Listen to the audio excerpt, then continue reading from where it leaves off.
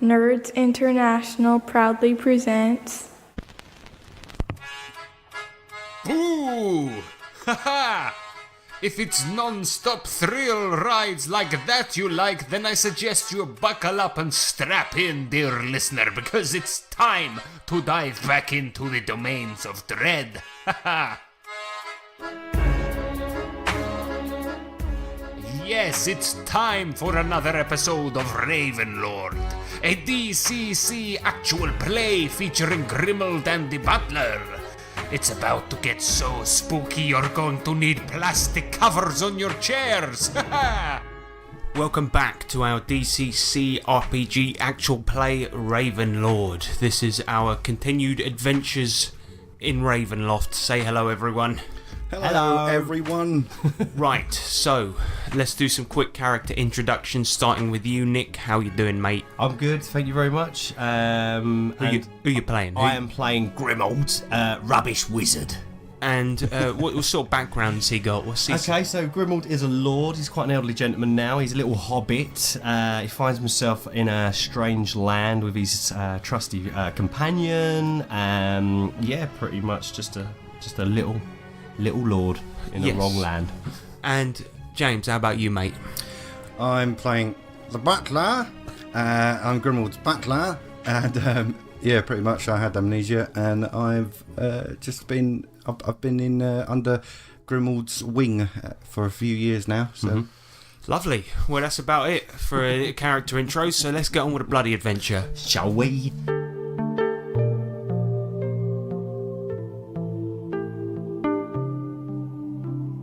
Grimald and the Butler, you are currently journeying through Ravenloft, an unfamiliar plane of dread, searching for a powerful Dark Lord known as Strahd von Zarovich. The reason that you search for this man is because you are told he tried many times to escape this realm and may be able to help you, although you are informed that he is irrevocably evil.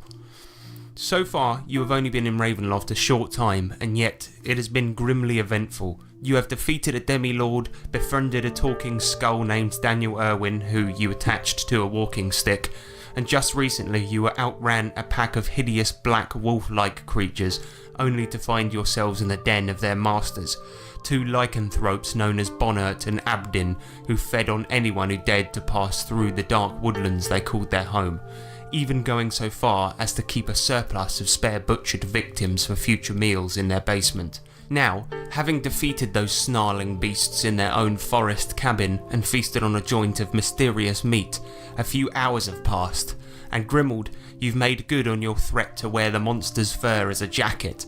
As you stand in what is a relatively cosy cottage, complete with a fireplace and pleasant couches, you now don a coat made from thick fur, the head of the werewolf coming over yours like a hood, and Abdin's flattened dead arms making a very expensive looking lapel. Look at me. Daniel speaks up and he says, So the next place we gotta head to is Corvia, and then from there we gotta head south and keep going to Strahd von Zarovich's castle Ravenloft. So is there anything you guys want to do before we leave this place? well, we should probably find our clothes. Oh yeah, I got so wrapped up in my fetching new cloak, I forgot I ain't wearing any undergarments. Yeah, because I would like you to cover up your little beans there, because looking at those is the most horrific thing I've ever seen in Ravenloft, and that's saying something. At least we have them. Oh, that's a bit. That's... Right, go find your butler in clothes. You've clearly lost your place. Yeah, that hurts, man. Come on, just have a look around, see if you can find your goddamn clothes. There's no need to say such stinging things. See if you can find Daniel a little hat while you're at it. Okay, sir. That would be nice. Keep his head warm. Okay, Butler, give me an intelligence roll to see if you can find some clothes. 11. Looking around the hut, you find a chest, around the size of a bathtub, tucked away in the corner of the main portion of this cottage. It's old, clearly by the discolouring on the wood, but it's held together by slightly rusty metal bands. There is the ever so slight smell of nasty body odour emanating from within the kist. What we found? I'm not sure, I'm just going to open it and have a look. Upon opening the coffer, you are met with an assortment of tools and apparatus. Among these are an assortment of clothes too, including your old butlering clothes, which are now quite battered. And Among the other clothes, you can see that these belong to men, women, and some of the attire is strangely shaped, not resembling any humanoid you've ever seen. Some have 4 holes for arms, and some of the shirts have no hole for a head to go through. Or, thinking about it, they may just be trousers. That stench of stale sweat heightens, of course, as you open the chest. What's that smell? These clothes must be never washed. Smells like poopy. Does a bit, yeah. It is at this point, Grimald, that you realise that this is the stink of old perspirants and the weapons and seemingly useless junk that you see in the chest. This is gear belonging to adventurers. The useful things that you find are as follows: a hand axe, a short sword, a broken dagger, 2 ceramic cats, a baker's diddle of white powder in a brown paper bag, a red potion, a black potion, a cube of beef, a 50-metre roll of twine, a wasp in a jar, still live, and a scroll containing the spell Levitate. What you found? Oh my, sir. Feast your eyes upon this collection of... Is that a wasp in a jar? It is! I've always wanted one of them. Oh, my prayers have been answered. Let me have a look at that. Oh, it's still alive and all. You've been spending this whole time attacking people using me on a stick, and you've just found an axe and a sword, and you're excited about a wasp in a jar. Oh, yeah. It's very exciting, actually. It's in a jar. That's the great thing. It's not out and about. It's in a jar. Stop shaking it like that. You're gonna make it angry. You know, Okay. All right, I'll put it down. you know what, sir? This is the first time I've ever seen this spectacle myself. A wasp in a jar. Yes, it's fascinating. Really is. What else you got there? What else you got there? Well, check this out. I'll pass on him. Cube of beef. Yes, very nice. Show me that bit of paper. What's that bit of paper there? I'm not sure. Is that what I think it is? Grimald, you pick up the scroll, and you can see, looking at the runes, that this, yes, indeed, is a scroll containing the spell Levitate. The runes glow faintly as you pick this up. You've seen many scrolls in your time, in your wizard apprentice days, most of which you did fail to learn. However, if you give me an intelligence roll, you can try to learn this one over the next few hours. Could it be more magic for my magical armour? Oh, I'll stay away from that. You can have that one, sir. Let's have a little look. What we got here? Yeah, you stand back. Let's let the professionals have a little look here. What we got here then? Oh, yeah. That's an 18. You spend the next few hours poring over these runes, scribing them into your spell book, and eventually you do manage to learn this spell. It is now in your lexicon, and you can cast this. Yes! I think I've got the hang of it. I've got levitate. That's marvellous, sir. I'm so proud of you. Do you know what that means? What? Means I can, hold on, let me have another look here. Yeah, so apparently I can float, and I can make other things float. Wow. Well, that will be a sight to see. Look, I'm glad you got a bunch of cool shit, but we gotta go and see Strahd. We got like 50,000 kiloracks left to go, and these hideous lands ain't gonna traipse through themselves, you know what I mean? He's got a point, look. Hand me that hand axe, because I'm quite handy with them. Pun intended. Look, next up is a town called Corvia, as I mentioned, and it's a few long stretches down south. You guys can take an opportunity there to stay in an inn, wash, for God's sake wash, maybe hit up some clubs and have a good time before we move on Now we're talking. to the uncharted lands. Well, that don't fill me with confidence.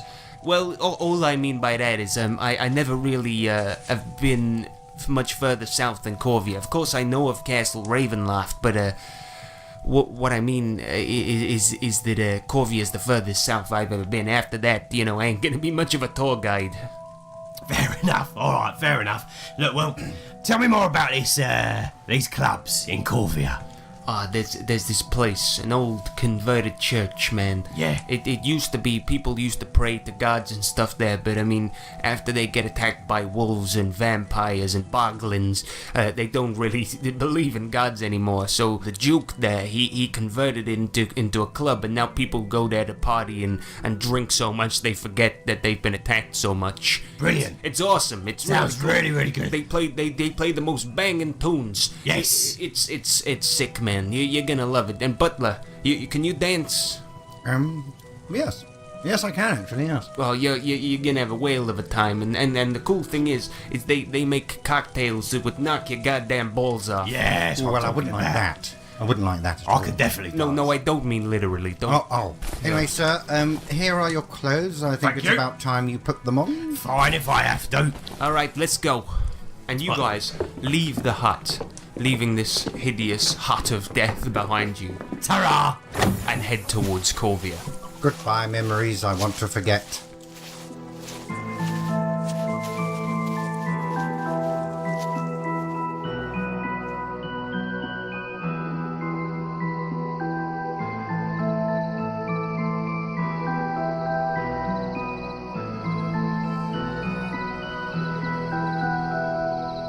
The journey to Corvia is grueling, and I don't mean you drank gruel on the way, which would have been some comfort. It's a week-long trundle at a relatively high pace through the same boring coniferous woodlands which are so bland and repetitive they seem to repeat over and over, and what's worse, the journey has to be made in a slightly damp and bitter cold of Ravenloft countryside, all the while the biting cold nipping at your patience and the earthy smelling mud sucking at your boots and occasionally causing them to come off. At one point during your laborious trek, Daniel insists on skirting you eastward for some time. He claims to be avoiding a city called Il-Aluk, which he calls the city of the go inside and you die. This adds an extra day to what is already a bloody annoying journey. However, despite the odds, covered in mud and thankfully still mostly alive, you arrive at the city walls of Corvia, the pink moon still heavy on a dark Ravenloft night. Exiting the woodlands and marching along a great road surrounded by tall green grass and some relatively nearby mountain ranges, you see the great imposing barricades of the city. They are made from a dark grey stone with a bluish tint, and a faint glow seems to emanate from within. A moat surrounds the city, and so the walls are bisected by an impressively large drawbridge made from heavy wood, the underside of which sports some equally impressive mould. Above the drawbridge, on the wall, stand two heavily armoured guards wearing pot helms and thick plate armour, which looks well kept. Please tell me this is it, Daniel. Yep, this is Corvia for you. Thank God for that. I am sick and tired of walking. Yes. I'm soaked beyond soaked. Yeah, well, we're all a bit tired. I mean, not that I've done any walking, I'm just a head on a stick, but... Exactly. All you do yeah. is suggest long cuts, which are meant to be shortcuts. Oh, we've got to avoid this town. We'd surely die. Oh, Look, God. if you walk through Illaluk, unless you're undead, you die immediately. So you got me to thank for that. All I've done is put up with you guys moaning for a goddamn week, so shut the fuck up, will you? Oh, sorry. Someone woke up on the wrong side of bed. Ooh. And as you guys stand here arguing, one of the guards on the wall goes, "Hello." Oh, hello. Good day, sir. Introduce me, partner. Good day, sir. You are in the presence of the mighty Lord Grimold. I'm not. Can't say I've ever heard of you. Name's Todd. Nice to meet you. And this here, me partner, this is Carson. And the other one goes, "All right." Greetings, Todd. And also Carson. How be you? Yeah, we're absolutely fine. Look, before you come into Corvia, we got to ask you guys a few questions. Shall we say, security questions. All right. We can do that. Okay, have you ever had any of the following diseases? Blood lung, the withering shivers, the omega virus, lycanthropy, love sickness, vampirism, pain in the arse, zombie, achy breaky heart, or the plague? That's quite... No. Can't say I have. No. And then Carson speaks up and he goes, "Seems legit." And he goes, "Right, okay, next question. Have you ever been, or are you planning to turn into a criminal or a blob of man-eating jelly?" I certainly hope not. Why are you laughing? Oh, Jelly a big deal here, is it? No. Man-eating jelly is not a big deal necessarily. I don't particularly care for it, but man-eating jelly, we've had problems with it in the past, so this is not a laughing matter, please, sir. Fair enough. No, I have no urges to turn into man-eating jelly. So no. And you, sir? And he points at the butler. Oh, no. Sorry for laughing, but... No. He does that when he's nervous. Yes. And the final question. Do you have the urge currently to murder, rob, steal, or do any, shall we say, forced love? No. Thank you. And at this, you see him pull a lever on the top of the wall, and the drawbridge comes down. And you can now enter the town of Corvia. Here we go. Finally. Some comfort. Hopefully. Come on, Daniel, what way? What do you mean, what way? Did this journey make you stupider? Go across the goddamn drawbridge. What are you gonna do? Jump in the moat and get eaten by the piranhas? Oh, yeah. Look, it's been a long week. All right, Look, I'll say, shut the fuck up. Go across the goddamn bridge. let's go.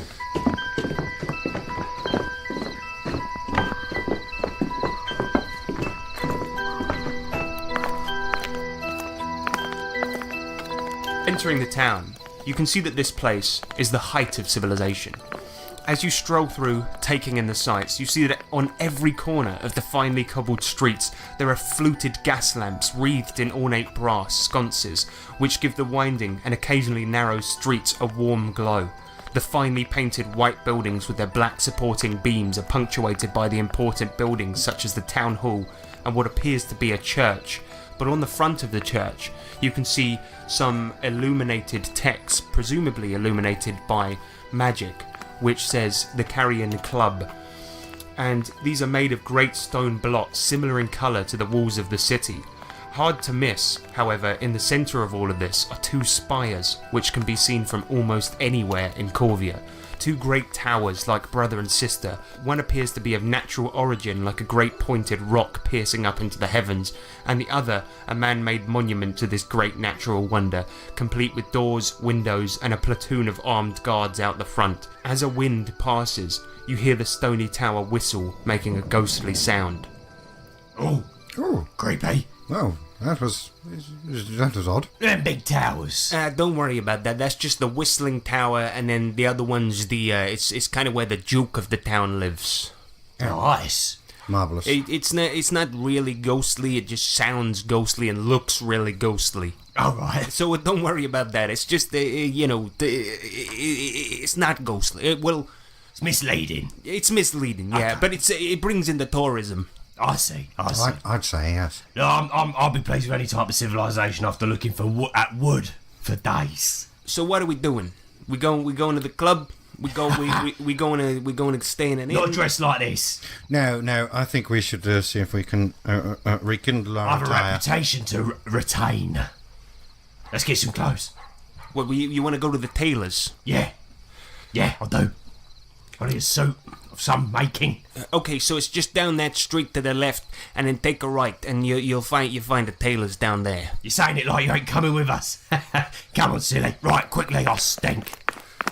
Heading down a few winding streets, you find a building that has some wooden beams supporting it and painted white, exactly like the rest of the buildings.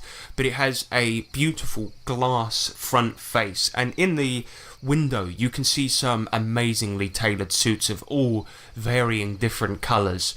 And this place, it looks amazing. It's clean, it's not scary like the rest of Ravenloft, and on the front you can see that it says Grungus's Fine Suits. Here we go. Oh my. That's what I'm talking about. Right, let's get in here, speak to this Grungus, see what he's got for us.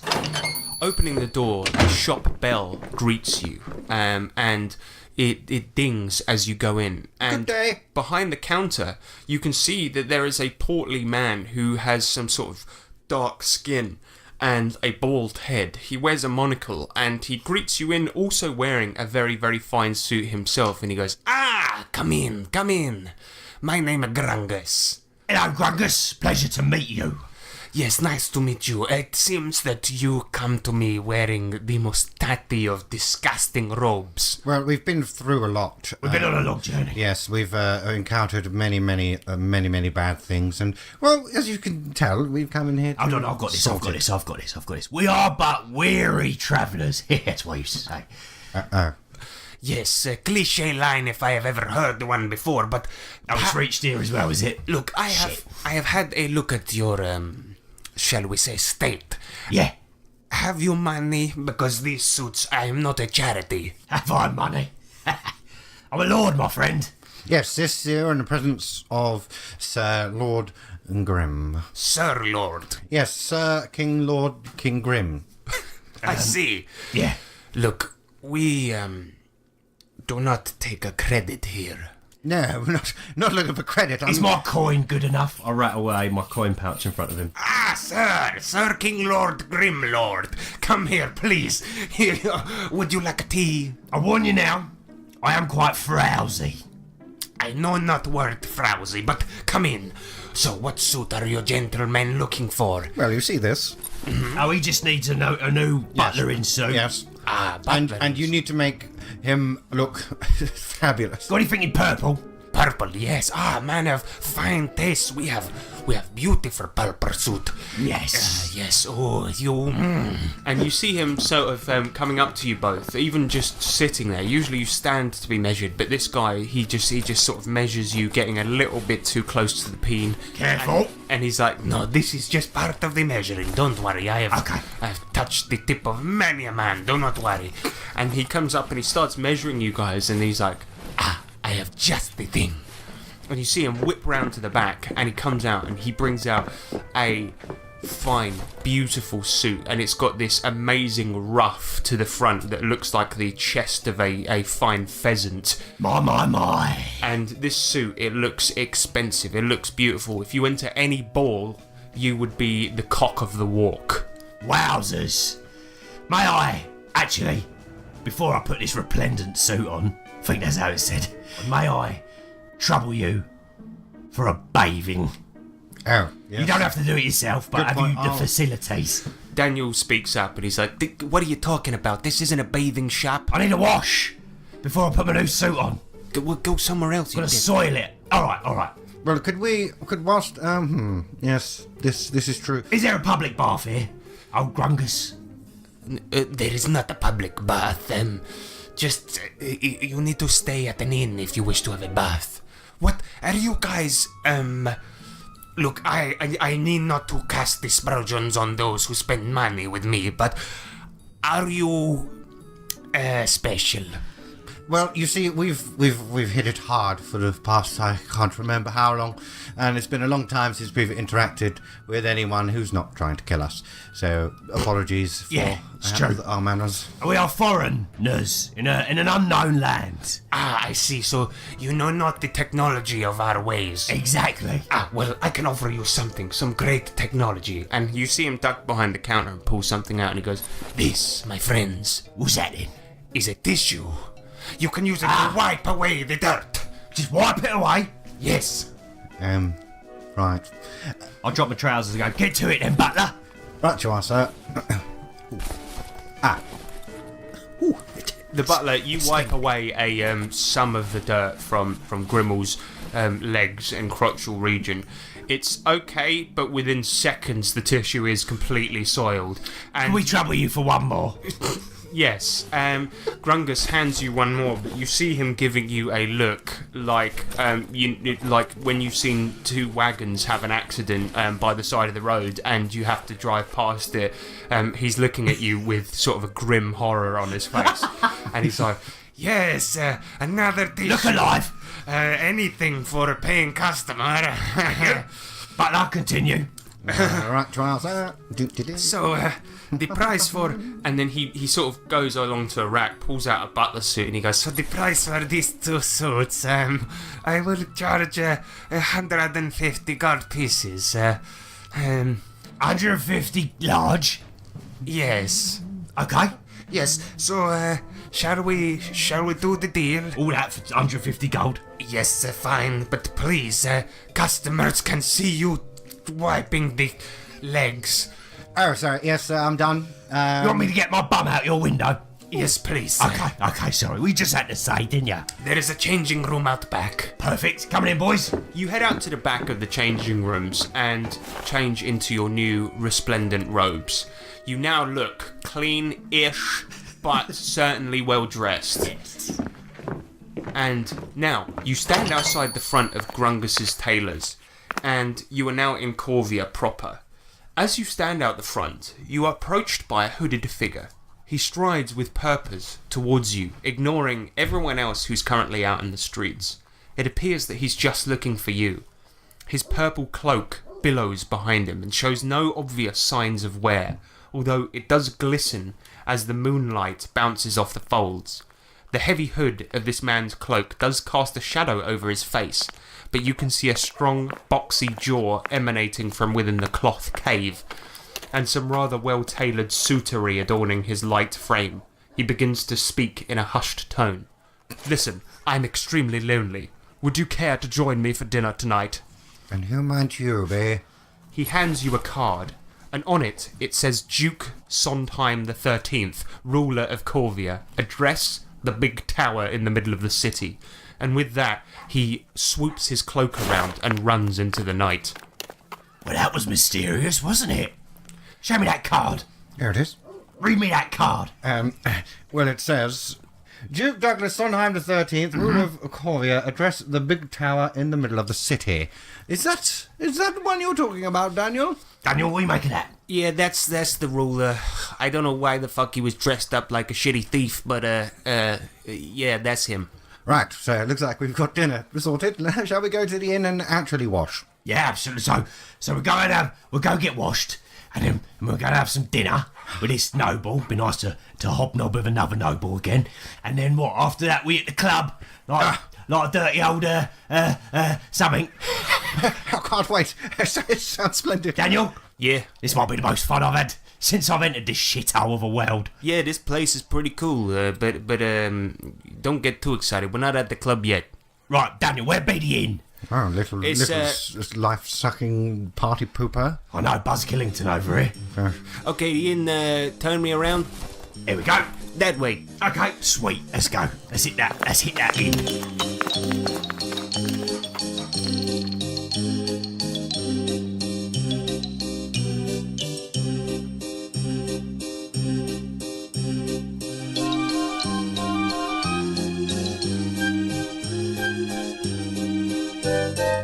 You guys head over to the inn, pay for a nice bath, get all washed up, lathered up, and it is amazing. For the first time, you feel the gunk coming off your hair, and it is thick. By the time you're finished with that water, the water is black and feels more consistent to mud than it does to water. But afterwards, you head to the tower to see that its base and the hench oaken door of the spire is guarded by a platoon of heavily but-armoured and bespear-wielding people. As you approach, taking a glance up at the tower and its nearby sister tower, they seem even more imposing close up, dizzying with their overwhelming height. And one of the guards regards you, and taking a step forward, she begins to converse with you. Good afternoon. Hello. We're here for dinner. Sorry, I meant evening. Oh God, it really does get boring. I was asleep in my pot helm. Okay. So we're here for dinner. Could you let us in? Let you in? I'm supposed to guard this place. I don't just let people in nilly-willy. We got an invitation. Less than a willy. We got an invitation. Hold up the card to her face. Ah, sorry. Yes, you're the newcomers. Yeah. Yeah. I did think I hadn't seen you here before, but my eyesight isn't what it used to be. I can relate to that. Listen. Okay, I'll show you in. Come in, guys. I'm Zoe, Thanks. by the way. Nice to meet you. Nice to meet you, Zoe. Zoe. This is Lord Grimm, Nice to meet you, Lord Grimm. And your name is? the butler.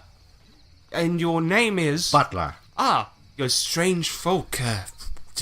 Just this year. Yeah. Anyway, right, this way. Thank you.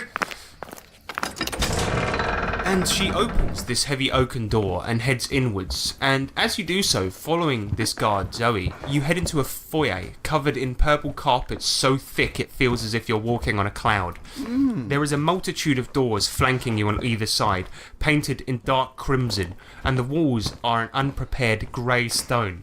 Between the doors, you notice several portraits of a man framed in gold. The figure sports a high blonde haircut, probably achieved using some kind of frog gel, and he has an arrogant smile and strong boxy jaw.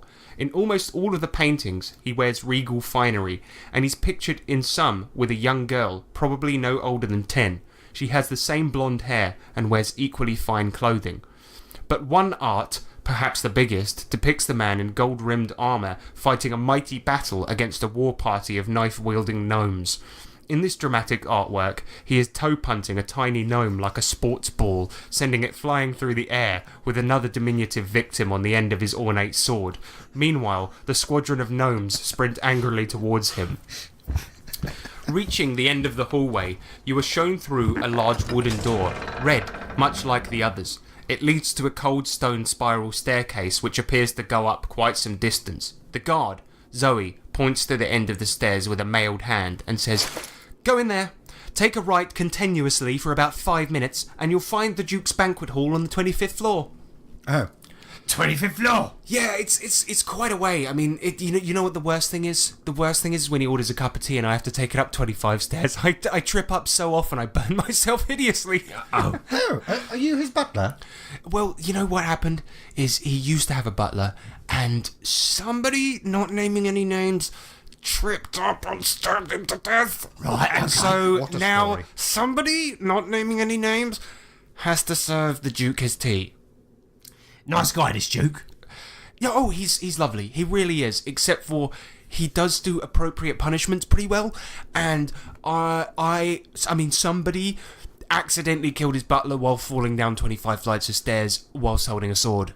I see. Take note, butler. Yes. If I want to kill someone, go up 25 steps, fall down it, Yeah, and yeah, their something. job's Look, done. it was an honest mistake. Somebody accidentally killed the butler. Okay, somebody, By wink, accident, yeah, wink. we get it. We get you, wink, wink. Look, Zoe, no one's blaming you. Look, it's the butler's motto. Your Okay, secret I did is it. my Okay, I did it. I Oh, killed the butler. oh. Okay, but it was an honest mistake. Fine. As long as you don't kill my butler, we'll be fine. Just don't be on the same staircase as me. That's all I'm saying. They're awfully tricky. Well, Zoe, it's been a pleasure. You lovely lady, I think. What you look like under that helmet? She pulls up her helmet and you can see that it is just an absolute mess of scars and burns. And she... Oh my God! What? You're shockingly lovely. Thank you very much. Welcome. Now put that helmet back on in case you get sunburn. Oh, thank you. It's so kind. No worries. She You're puts loyal. the helmet back on and you see her march back towards the front door. Charming. Sir, would you like me to carry you the rest of the way? Yeah, I would actually. Yeah, please. Give me a stamina roll, please, butler. 13. You do manage to carry him about halfway before getting completely exhausted. So you're going to take 2 levels of fatigue.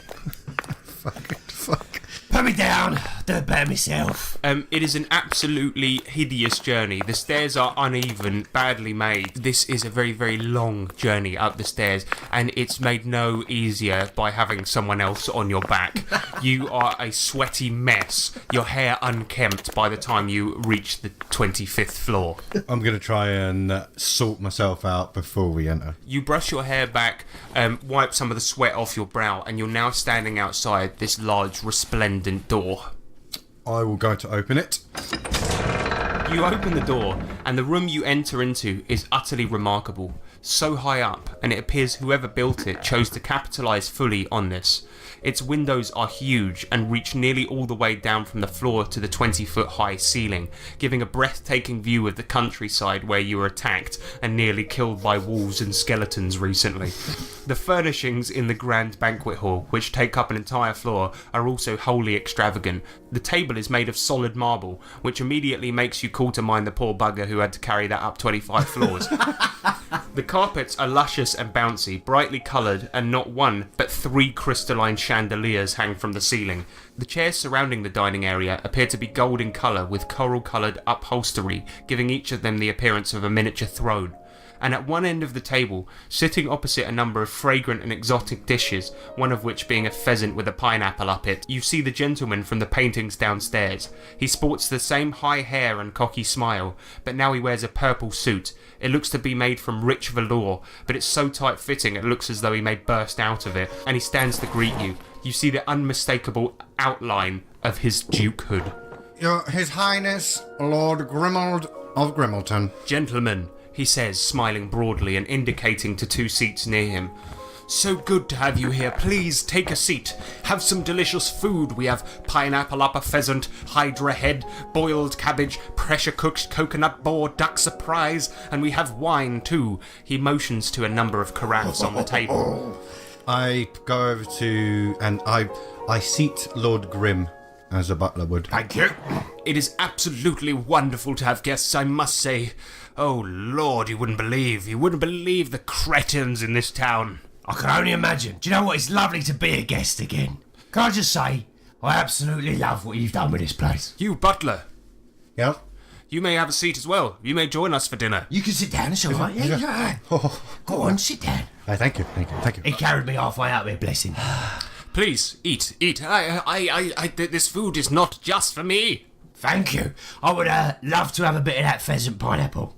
It's a pineapple upper pheasant is the name of the dish. That's the one. May I? Oh, Butler, I know you've just sat, but would you be so kind? What would you like, sir? Bit of everything, be nice, yeah. I'm going to serve a plate perfectly presented and A double wine as well. a large glass of wine. Lovely. Butler, you serve up some food to Grimald, and you can see that the Duke starts serving himself as well, just sort of mashing a bunch of stuff onto his plate, and he says, isn't this the life? Good company, good food. Very good food. Good conversation. Sir. What? Don't. What? Don't speak with a mouthful. No, I know, but I'm so hungry. Come on. All right. And you can see that the Sorry. Duke is nibbling at his food politely while you stuff your face, and he's just like, yes, as I mentioned, the cretins in this town. I've had some of them round for dinner, and the conversation is, how should we say, lacking. Tell me, Duke. Excuse me. Tell me, Duke. So this all your dominion?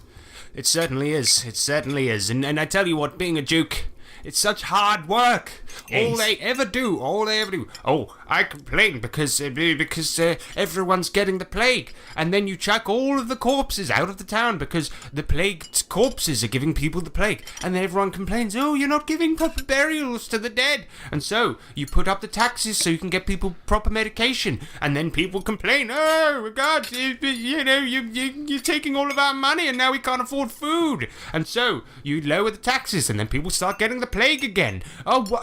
People are never happy. So you build a club out of the church so that people can dance, so they can forget their woes, and then people complain, oh, we've got nowhere to pray. Do you know what I hate? Whingy poor people. Exactly. Ridiculous. I hate all of them equally. Yeah. And you know what? You know what's the worst of it? All I want to do is be popular. Oh. That's it. That's all. That is all. And I've tried my best to make them like me, and they just won't. I can't even leave this spire without wearing a hooded robe. And even that, they recognise me because I wear a bright purple one, but I tell the guards downstairs, no, I won't wear a tatty one. Look, thing is, right, if I've learnt anything from being a lord, I've learnt that people will always come at you. Unfortunately, sometimes you've got to disguise yourself a little bit if you want to disappear, as it were. I used to do it. I used to sneak out my castle quite a lot, dressed as a dog. Well, that's a good idea. You see, I suppose my problem is that I always go out wearing really, really resplendent clothes. And then they recognise me. Even the hood I wear it costs me carry the 1,000 gold pieces. Whoa. That gold encrusted crest of yours is a big giveaway as well. The Sondheim family crest. Yes. Yes, well, I'm not going to go out without that, am I? Well, if you want to blend in, I'm sorry if this is rude of me, but if you want to blend in, you're going to have to. Perhaps you could have the inside made of resplendent garments, but the outside to be made to look tattered. Paff! Poppycock and Butler's pish got a posh. good point. Oh, I could build one that's reversible. Almost like a camouflage. I'm sorry. You're making a few noises. Do you have something caught in your throat? Do you want? No, I really hate dressing down. I mean, why get to a point in your life where you can enjoy the finer things and have to dress down simply to go to the shops or go out dancing? He's got a very good point. Yes. It's got a very ridiculous. good point. I can't go out without being the victim of a lynching. I specifically made a law against lynching me. I've just had a thought about perhaps popularity and how you could increase it. Well, it's funny that you should say this, because tomorrow I'm doing a public execution to get all the people on side. People love an execution. And you two, I'll give you free tickets if you like. Well, I haven't been to a public execution in a long time. And they're great fun. They are. And the good thing about all of this is then you two and me, we can be best friends. Okay. Best friends in the world. That sounds splendid. Who are you executing? The man due to be executed is this proselytizing religious nitwit called Mavis, who's been going around spreading all sorts of annoying bloody rumours, saying my family will doom this town and blah blah, and you'll never guess the idiotic thing this man believes. I mean, get this. I caught him standing on a crate in the middle of town, yelling about how my great-great-great-great-grandfather, Duke Edward Sondheim III, made a grim and dark deal, the chaotic power from the 417th level of hell, and as he withered away in old age, he begged this shadowy figure for everlasting life, and supposedly this dark power agreed, but only for something in return, of course, and he required the actual real skulls of 12 descendants of old Edward I, and the skull of one female descendant. And then once all of these were collected together, the dark power would once again visit the body of the original Duke in the family crypt up in the mountains and bring him back to life eternally. So this imbecile thinks that when my daughter Daisy and I die, we'll bring about this big shadow monster and skeleton Edward, and they'll lay waste to this town. And oh, and another thing. He's been going around telling everyone that when the original Duke died, instead of being buried, he had his skull removed and gold-plated, and it sits up there in the family crypt among all the coffins. Religious nuts. Yes. I know! Ridiculous! Interesting. Ridiculous idiot. Religion, yeah, idiot. Yeah, So what? tomorrow we're having that idiot beheaded. Show him. What about the other one? I mean, the ridiculous thing is, my great-great-grandfather's skull wasn't gold-plated, it was silver-plated. Idiot. Oh dear. How's your health? Huh? How's your health? Oh, you know, I've got a bit of pain in the old lungs, but other than that, I'm perfectly fine. But Daisy, she's perfect. My daughter, she's good health. Good Yeah. health. I mean, that guard Zoe, she's awfully clumsy, but as long as I keep Daisy away from her, we'll be all right. Got a point, yeah. Yeah, hideously disfigured. Poor Zoe. Yeah, she spilled a cup of hot oil on herself, falling down the stairs. Oh, goodness me. Butler, a little bit more wine, please, mate. Yes, sir. But you pour another glass of wine for Grimald, and Grimald, you knock it back, calming your nerves a little bit. So anyway, Yeah. execution tomorrow? Yeah, what time?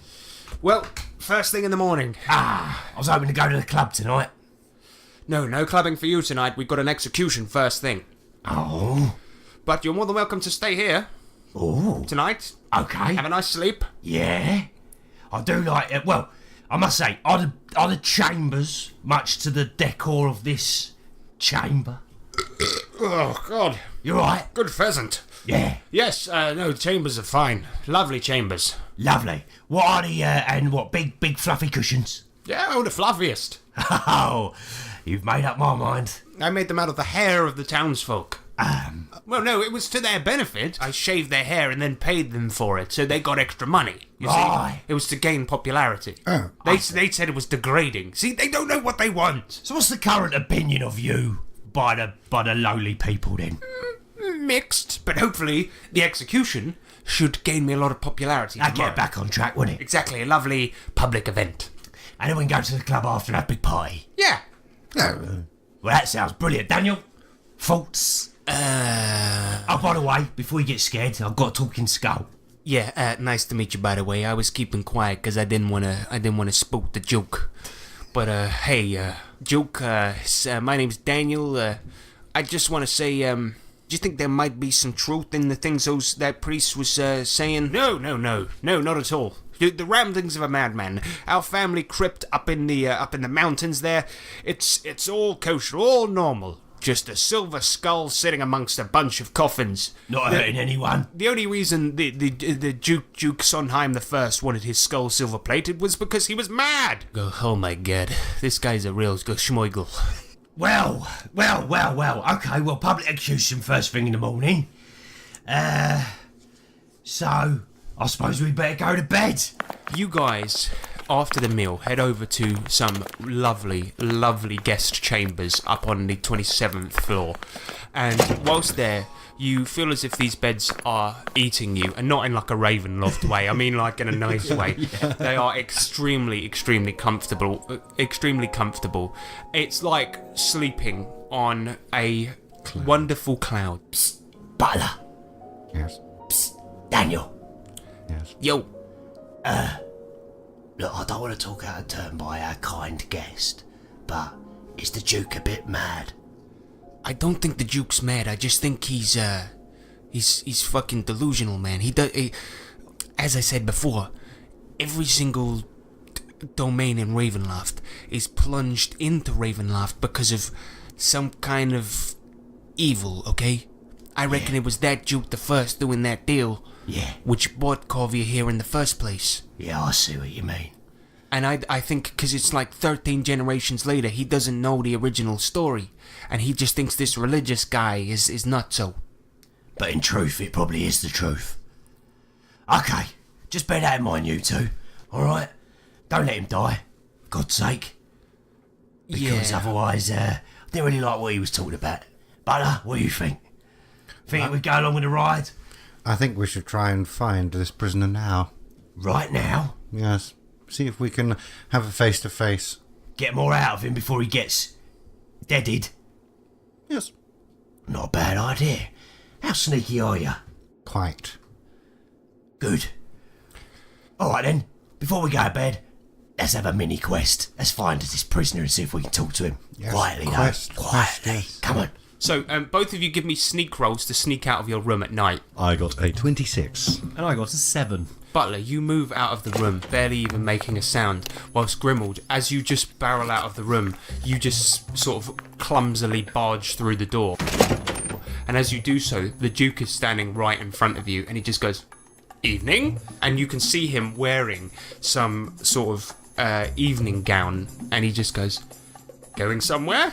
Yeah, I had the sudden urge to do a big poo. I didn't want to ruin that toilet. I was hoping to go downstairs, use servants. No, there's no need, really.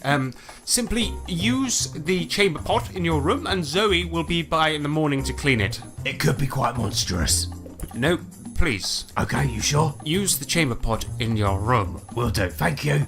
Anyway, Butler, come on. No bum cleaning required. Let's go And back. as you say this, you point out the fact that the butler is behind him, and he turns around and he goes, "Ah, Oh, he's always with me. going somewhere as well, are we? Yeah, I was going to wipe his butt. Well, Lord doesn't wipe his own bottom, does This is not a mansion for sneaking around in." Oh, we wouldn't dream of it. No. We was merely looking for a more lowly place to do one's business. Well, I find it extremely impolite that you would not poop in a gold-gilded chamber pot. 'Tis so beautiful, Duke, that's all. But now we've cleared that up, as I said, I am a foreigner in a foreign land. Good night. Good night. And then you see him just sort of say through the keyhole, he goes, "Nighty-night." I shiver. Oh, fuck. And then Daniel's like, "I don't like this one bit." Now, all of a sudden, the atmosphere's become very eerie. Is there a window in this room? Yeah, you can see that there is, in fact, a window in this room, but you are on the 27th floor. How strong's your twine, Butler? The strength is probably quite good, but the length is the main problem. Yeah, this is only 50 metres long, the twine that you found in the hut earlier. Would it be conceivable, though, if I was to wrap the twine round your midriff and lower you down? So you I'm might be going able to to- get an eyeball of what's going on So I'm downstairs. going to stop you right now. No, it won't. Daniel, fancy being an inverted periscope? Oh, that's a marvellous idea. That's a great idea. Where are you going to point me? Well, I'm going to hang you down and slowly lower you past awesome windows, and you have a look-see, and then we'll hoik you back up, and you can tell us what you see. Great idea. Okay, wrap the twine around me. Will do. Butler, if you would be so kind. Yeah, I'm going to put it through his nostril. Skeleton face. Yeah, you wrap the twine into his nostrils, and he's like, Oh, really funny. I see what you've done there. You know, you could have just put it around the stick that I'm currently on, but you decided to put it around my nostrils. Okay. Oh, yeah, sorry, I forgot about that. And then I'll undo it and put it around the stick. Yeah. It's more streamlined now, that's it. you see, now you got extra length. There we go. Okay, put me out the window, lower me down. Very, very quietly. Right a second, before we do this, could you please just slam your jaw together? I want to see how audible it is. Good, right. If something as bad is happening, start. Great idea. And we'll whip you back up like no one's Got business. it. Okay, right, you open the window up, and who's lowering him down? It'll be Butler. I'm going to keep an eye on it, and then Butler's just going to, slowly drop him down. Okay, so, Butler, you begin to lower Daniel, your skull companion, down.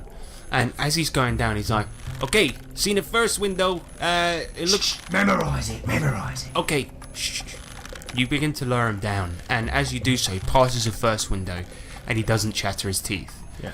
He passes the second window, doesn't chatter his teeth. He passes the third window, and he goes, nothing? Oh, quick, get him up. I'll hike him up as fast as possible. Okay, yeah, the Duke saw me. Oh, shit. Yeah, who's in that banquet hall? He was drinking, and he mouthed to me. He said, "What are you doing?" What did you tell him? I said nothing. Good. Right. Look, that guy definitely knows we're up to something.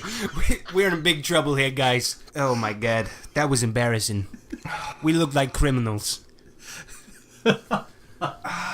Quick, get back to bed if the Duke's seen us. Yes, quickly, sir. And may I suggest something really quickly? What's that? If you use your new spell Levitate on Dan, then we can pretend that he did it himself and we are unaware. You're gonna throw me under the bus? Yes, well, we have to do that anyway. Quick. Dad, just say you're suicidal. All right, fine. Yeah. I mean, I've never done this spell before. What if it goes wrong? Just give it a go. All right. Levitate. 20. Okay, unfortunately, this spell is so powerful that everyone in the room begins to levitate simultaneously. You are all now floating in the air. Oh, shit. I'm going to try and just... Get me down. I'm going to try and lay like a plank and pretend I'm asleep. Yeah, I'll do the same. I'll be like, Oh, shit. All right. The Duke knocks on your door. And then the door opens and he comes in and goes, "What on earth is going on in here? Wake up!" Where am I? What was it? Why am I flying? Oh my! Ah! Oh my! Okay, so first of all, I see you sneaking around like thieves in the night, and then I see your skull floating around in the banqueting hall while I'm having a midnight cap, and then I come in here to see you all floating. What is this? It's sleep floating. Daniel, was this you again? Dan? Yeah, I done it. I'm sorry. I'm a magic skull. I'm actually a magic item, and I just like to say that that sometimes the magic seeps out of me, and I can't control it. I'm really sorry. Sorry. He fails on his personality check, and the Duke is like, "I believe not a word of this. Now I'm going to lock your room from the outside, and first thing in the morning I wish you to go. You're still, of course, welcome at the execution, but our business together is done." Oh, Duke. No, I can't trust you anymore. What about best friends? I thought we were going to be best friends, but you guys, I can't trust you. No, we are. You're weird. It was an accident magic. He walks out of the room and slams the door behind him. Accident magic. Well, that's that then. How do I get down? Where's that scroll? After many hours, you then float back down to where you were, and you sleep for the rest of the night.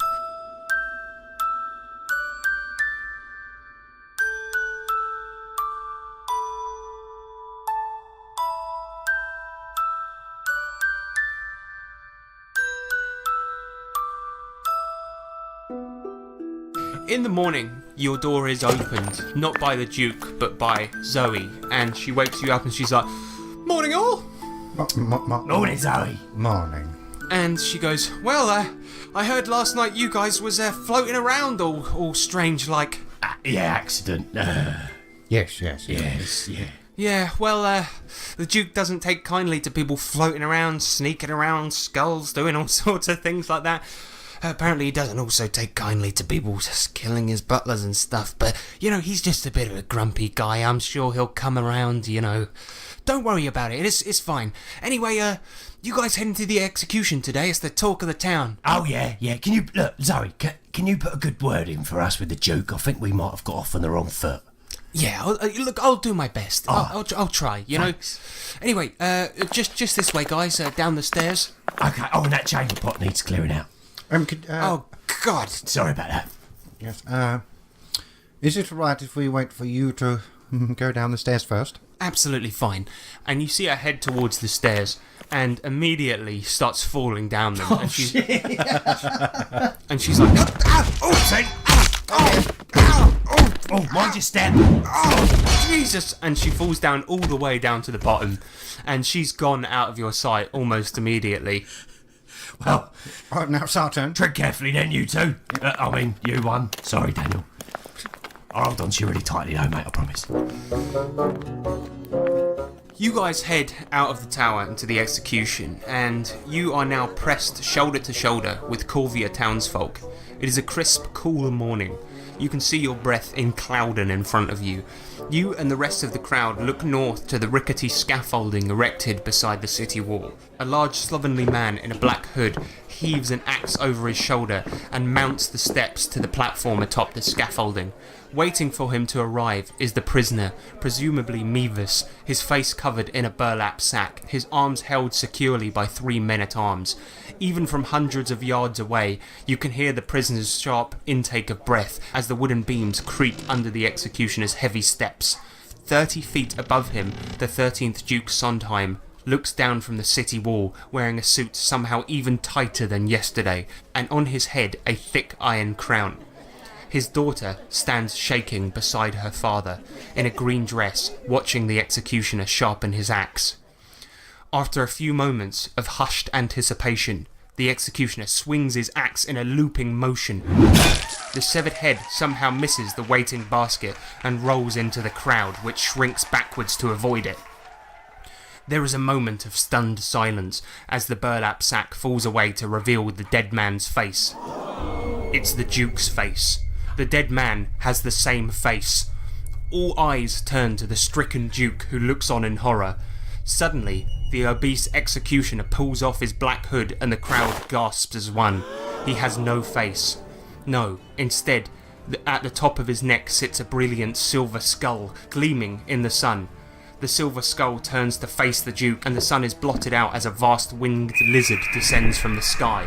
In a flash, it grasps the Duke's screaming daughter Daisy in one of its massive claws and picks up the silver-skulled executioner in the other. As it flaps ponderously upwards, the silver skull laughs ominously as the Duke reaches flutelly to the sky while his stunned men-at-arms are too slow to release their arrows. "Oh, piss! My daughter!" cries the Duke.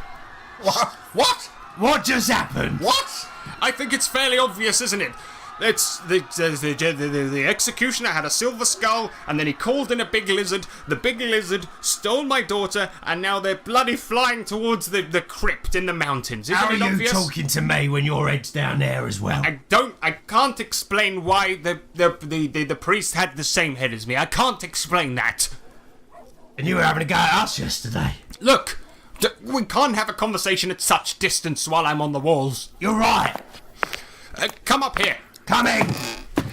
You guys climb up a ladder to the top of the walls, and in the distance as you climb, you can see that the silver-skulled executioner has mounted the great flying lizard as it wings back across the city walls to drop behind the Duke's mountain-top keep, where the crypt is probably held.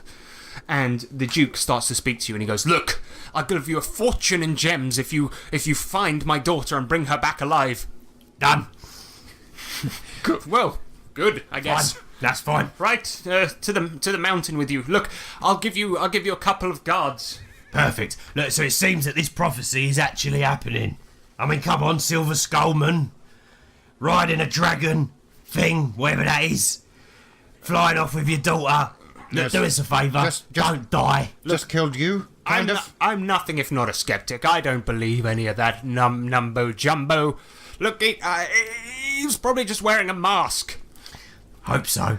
Doesn't explain how he managed to kill you, but not kill... Right. Oh, this hurting my head. Look, do me a favour, Duke. Don't die. All right, while we go up there. I'll stay in my room. Good idea. I'll give you Todd and Carson to show you the way to the keep, okay? Come on then, guards. Your lord needs you. And then you see Todd walk up and he's like, "All right, All right, Todd. let's go." Let's go. Where's Carson? Carson, keep up. And you see this guy sort of tying his shoelace, and he goes, "All right, bloody hell, calm down, I'm coming." Good lad. Come on, let's go.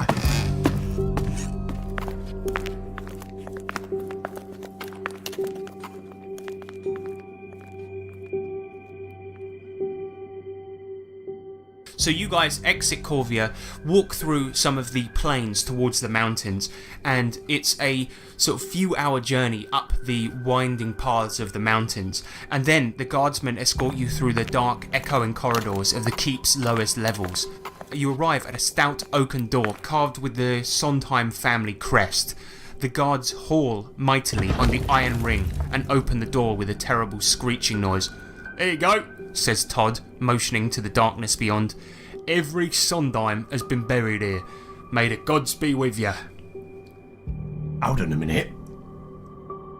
You're coming with us? "No, I ain't coming with you, mate. Going in there, that's bloody suicide, mate." You do understand that your Duke has handed you over to us, so you are with us. Listen, understand something, mate. Understand something. We just saw a silver skull bloke and a bloody lizard thing fly in there. You Right. think I'm going in there? Do you want to be a hero? No, not really. No. There's lots of gems in it for you. Look, I want to be a guard. That's why I applied for guard duty. Exactly. That is why we ain't going in there. That's why, right now, we're going to leave. But you do understand that being a guard, being given to us, you are our guards. Therefore, you need to guard us. Well, me more, but yeah, he's right. He's got a point. Look, I will say this. I'm going to go and guard the city, which is what I'm paid to do. This is beyond my pay grade. I don't go into crypts, okay? I deal with guarding the city. I deal with asking questions and letting people through a big bridge. Yeah, exactly, mate. That's what we do. We're city guards. We ain't dealing with it. You ain't adventurers. Have you seen what I'm wearing? Yeah, exactly. I'm a butler, not an adventurer. Yeah, so butler this all your way through this crypt. Butler your way through the crypt. That's good. I like that. Yeah, Go on then, scram. See you later. You see both of them just run off immediately. Can't get any help these days. Well, I ain't going through first, that's for sure, so... Well, neither am I. Butler, Right, you are, sir. thank you. Butler, you start to walk through, and at the end of the hall is a large marble vault. It is ornately built of carved stone, like what you would see in a fine graveyard. The vault is about 12 feet tall and has a large stone door set on iron hinges. The Sondheim family crest is inscribed on the door. Right. I suppose you want me to go through this one on my first as well. Well, I'll tell you what, open the door, step back, and we'll have a look what we got to deal with next. You're going to do your whole routine of talking about every door you Yeah. damn open. We like to discuss it first. Can I try and see if I can find any traps? 15. You go up and touch the door, searching for any traps, and the door seems to fade away, and you find yourself seeing inside the chamber beyond. A ghostly figure stands where the door was, though you still feel like the invisible door is somehow still there. The ghostly figure is a mean-looking, scar-faced man in heavy royal robes and an iron crown. The Sondheim family crest hangs from a thick gold chain around his neck. The spectre points to his family crest, then to you, then vanishes. Well, that was rude. Yeah, man, a few words, this ghost. Oh, well, don't let it get to you. Don't let it get to you. Just breathe. That's it. We've all seen a ghost before. Not me. No. No, I seen vampires, I seen ghouls, I seen phantasms, but not your typical everyday ghost. Well, I have. Do you know what? I even once had to do a quest and a quiz. Nobody that was run cares. by a- Nobody cares. Oh. Look, previous quest, blah blah blah. Look, Yeah. we gotta get in there and we gotta find this silver skull guy. Cause you know what we can do with gems? We can buy a wagon and we'll be out to Strahd von Zarevich's goddamn castle in no time. And then we'll be home. And then we'll be home. Yes, all right. Daniel speaking sense. Come on. Right, can you handle this at the front, Butler, or do you want me to go to the front? No, it's fine, sir. Good lads, we'll get your tray ready. Good. And onwards. Who's walking through the door first? Me. Okay, the butler, as you try to walk through this invisible door, you just puff into it and your face hits on this invisible door. Oh, What are you doing? forgot that there was actually a door here. Well, this must mean there's some kind of puzzle.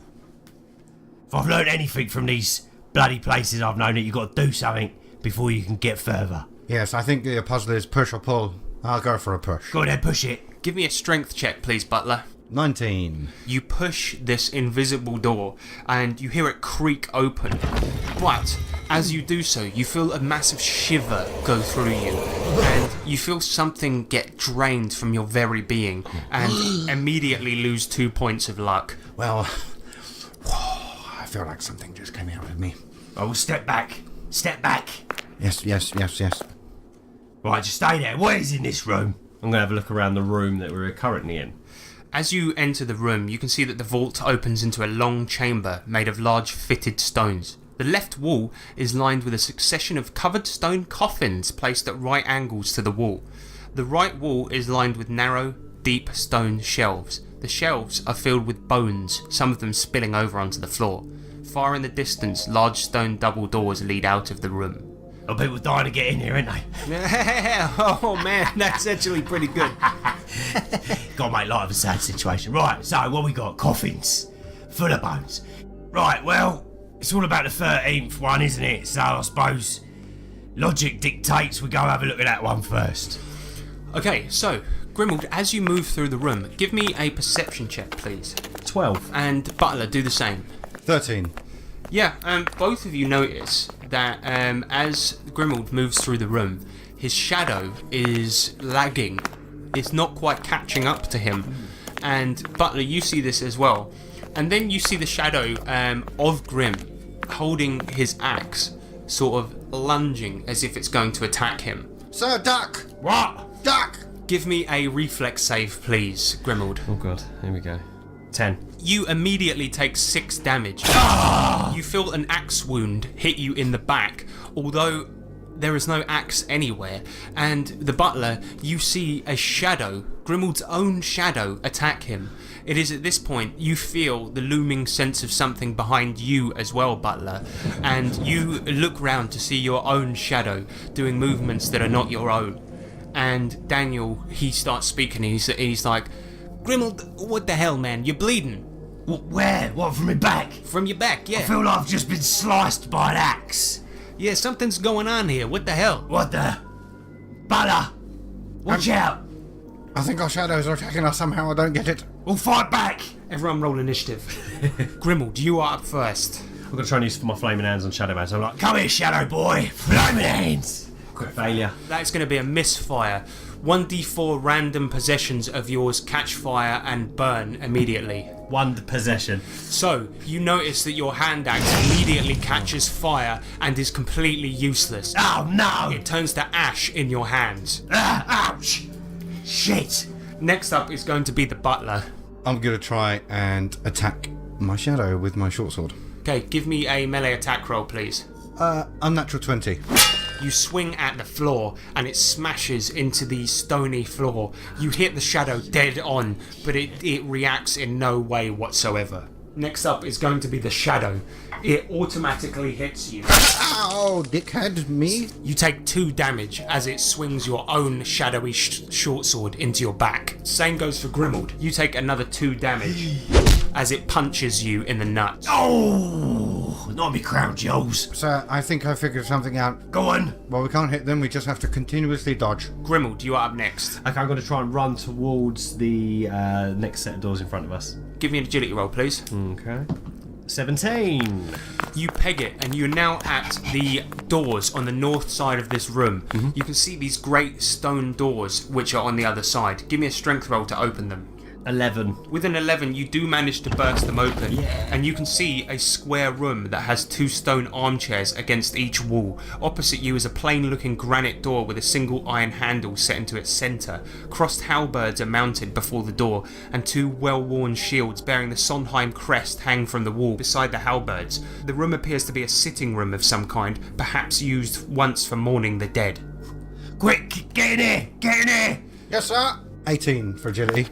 The butler, you run into the room as well. The doors are currently open, but your shadows are currently with you. One thing you notice as you enter the room, however, is they do return and start acting normally as you leave the tomb room. Ooh. Get them doors shut just in case. Right, you are, sir. You shut the doors behind you, and as you stand in this room, you can sort of see that this room is just kind of a mourning room with sort of stony couches, if something made of stone can be called a couch. Yeah. And you can see these two sort of crossed halberds. And yeah, there is opposite you, obviously, is this plain-looking granite door with a single iron handle. Let me have a sit down and think about this. I'm going to sit in one of the armchairs. Yeah, you sit in the chair and nothing happens. Okay. Get my breath back. Did we just get attacked by our own shadows? Yes, we did. Well, that's a new one. If you can't trust your own shadow, who can you trust, eh? That's a very good point. I'm not a big fan of this place. Gotta tell you. No. No, when I see that skull fella, let me tell you. Right, I think that's better. Shall we? Right, Schwarzer. Let's go push this door. Give me a strength check, please. 14. With a 14, you give this door with its handle a gigantic yank, and you realise that this is extremely heavy. Way more so than any of the doors you've encountered in this place thus far. It's going to take the strength of 10 men to open this. Okay. Can I inspect the 2 shields, please? How do you inspect the shields? I'm going to try and take one off the wall if I can.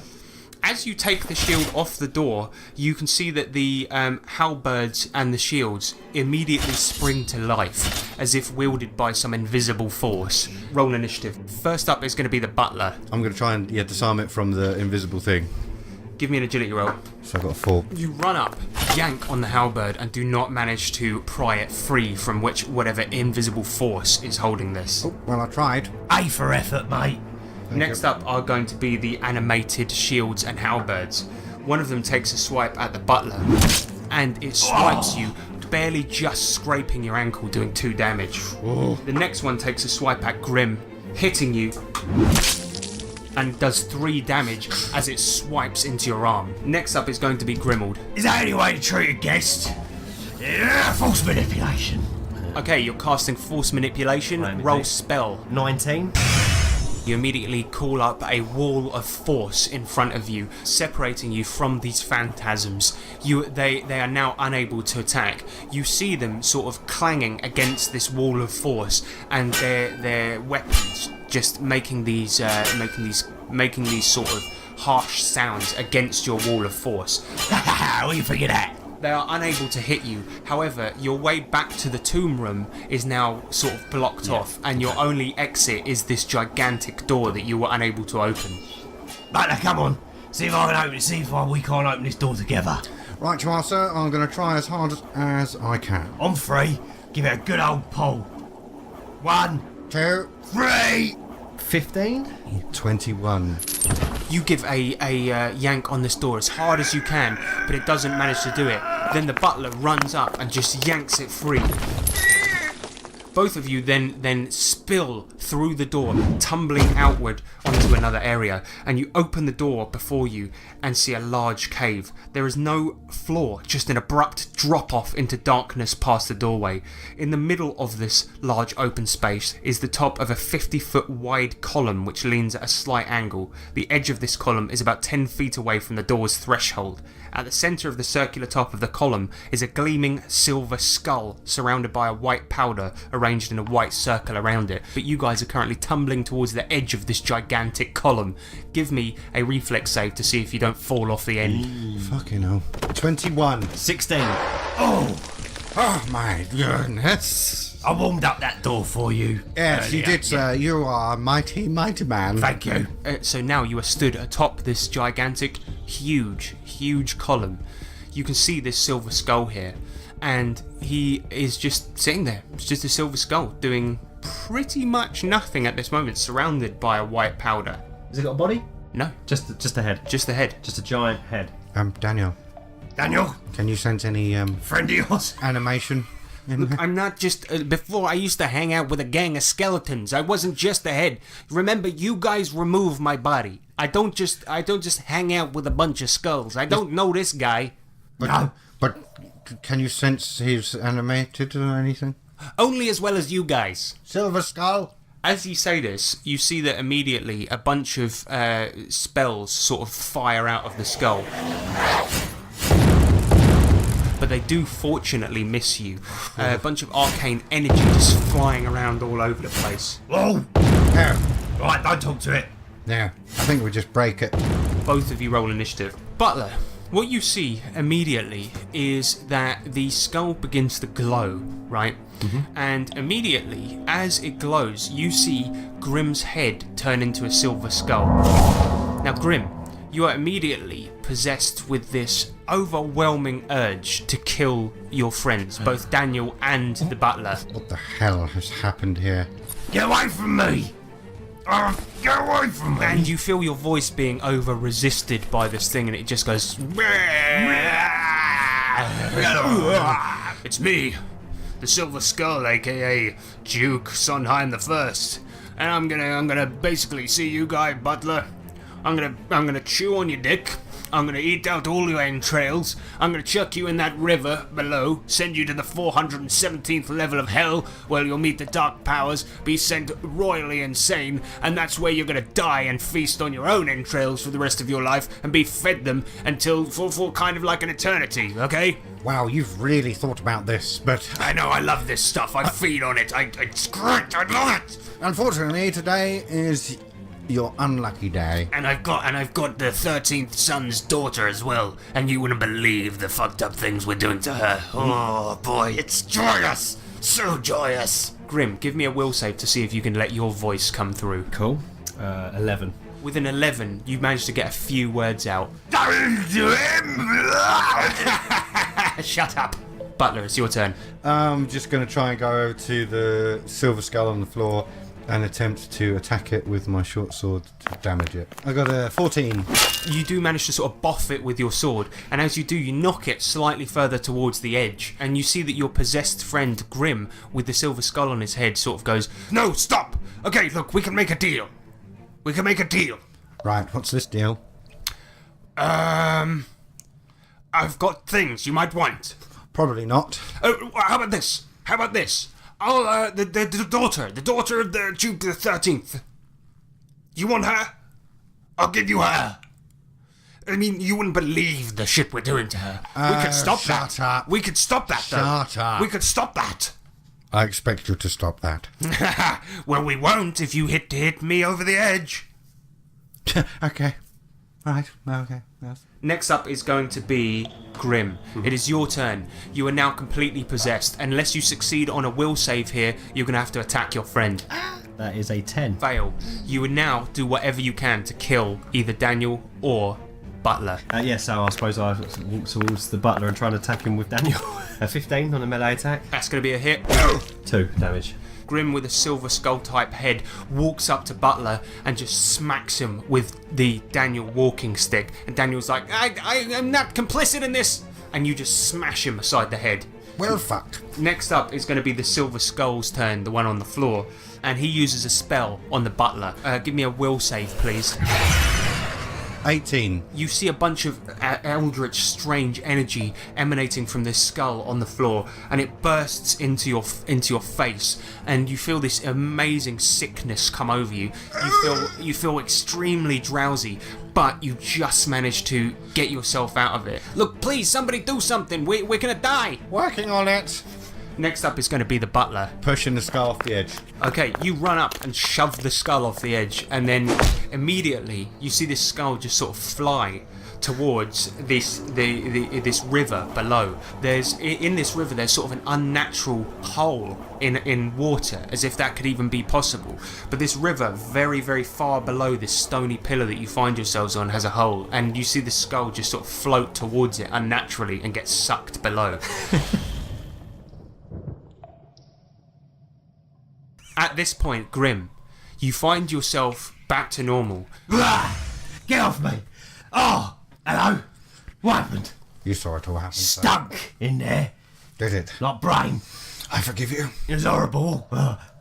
Did I do something? What do you mean you forgive me? You hit me. With what? Daniel. Daniel It wasn't your fault. Butler. I took one for you. I'm sorry. Did you take one for the team? I did. Thank you. I'm sorry. It still don't solve the problem, though. We ain't got the girl. No. The guy said that he would give us the gems if we found the girl, and we maybe we could have asked that skull guy some questions. Where's the girl? He said that they're doing some awful shit to her. If we don't get to her soon, she's gonna be buggered to death. He possessed me. What am I supposed to do? And I was... Oh, come on. A little possession ain't hurt nobody. Look, you're fine. I'm alright now. Joe, that was unnerving. Okay. Look, and now we're on top of this goddamn pillar. Look how high up we are. Shit. And as you look down, you can see that there is a river beneath you with a hole in it, as I said. Yeah. To the left of it, you can see a big ring of what appears to be bones or something like this. Difficult to make out from up here. There's a staircase to the northwest, a tunnel to the east, and you can see that the river runs down into a waterfall going out of these caves to the south as well. But he's like, but how the hell do we get down from up here? Jump.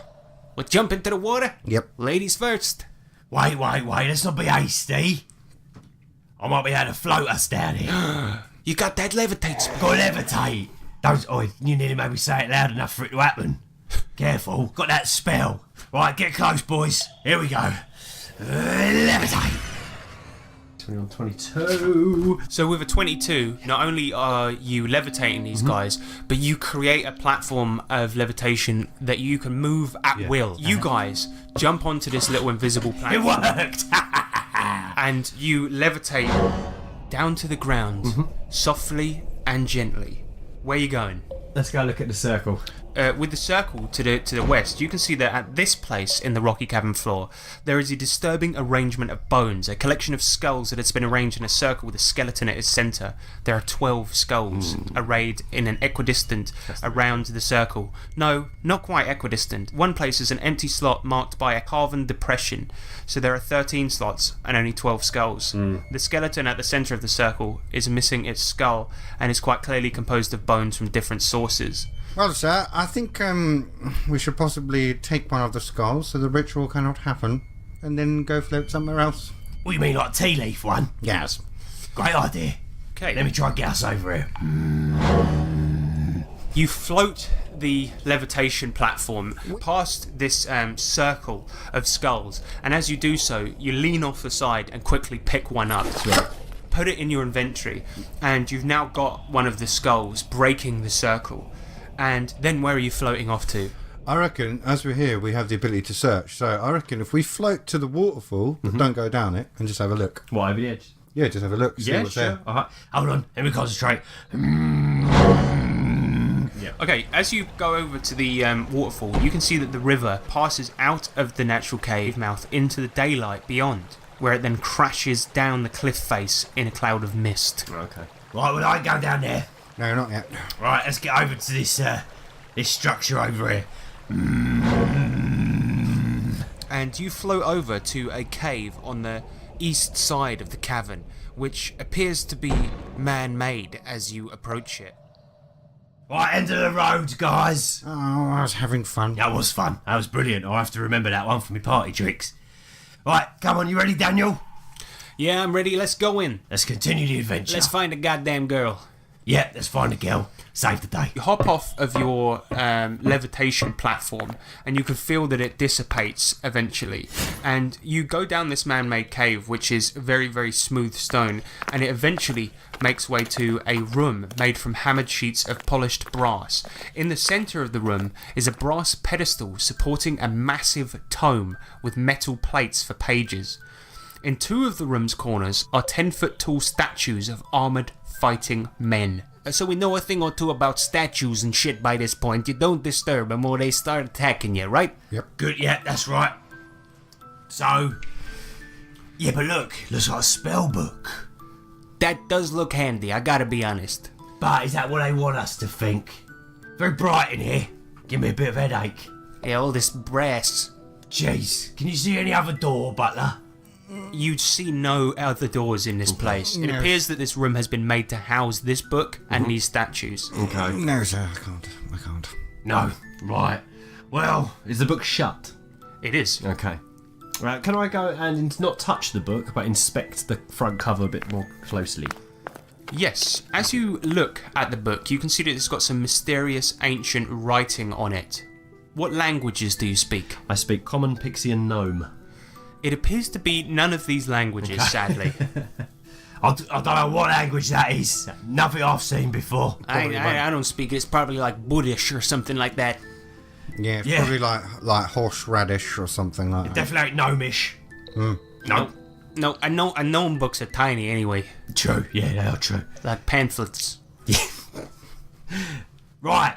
Well, I don't really want to touch it, lest we anger the statues, because we've already been attacked by shadows and disembodied shields. Oh, that's Just pick me. up the damn book, You reckon? and then if they get angry, put it back.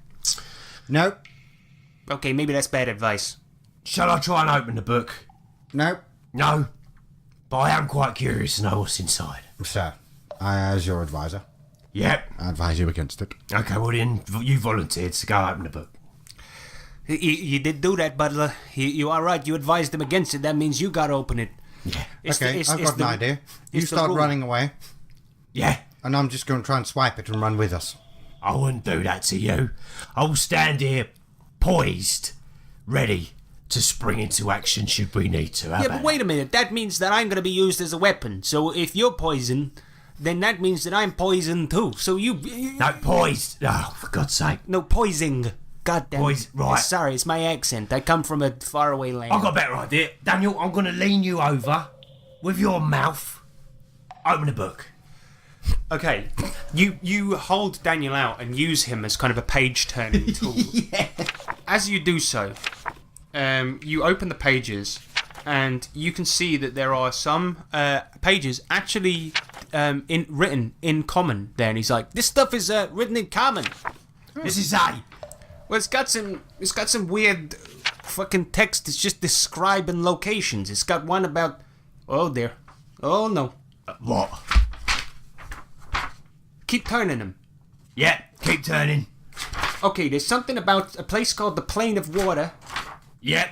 and one called the 417th level of hell. Right. I know which place I'd rather go on my vacation. You know what I mean? Yeah.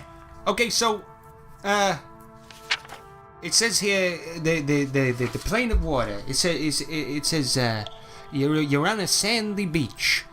It's got deadly fish, strange fishmen, and living water creatures. And as he starts reading the page, you notice the rooms start to go all wobbly and strange, and that you guys are like feel this strange portally type feeling going all around you, and you're becoming mist. And he's like, "Should I keep reading?"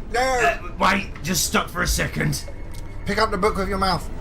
Can you pick up the book with your mouth? And you hear him, you see him sort of just go. Got it, tight. Let's go.